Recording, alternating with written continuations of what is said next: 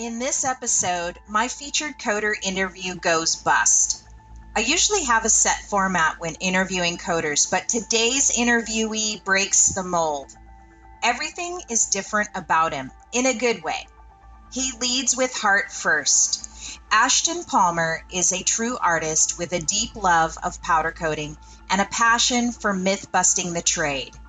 This guy's easy to talk to as we roll through topics like how the coating industry is evolving from the bottom up, the artist's way and the subtleties of powder coating, the need for top-down technology to serve us better, creating a better platform for the free flow of ideas and information, and listen up, Jimmy O'Malley, a great tip on coating candies.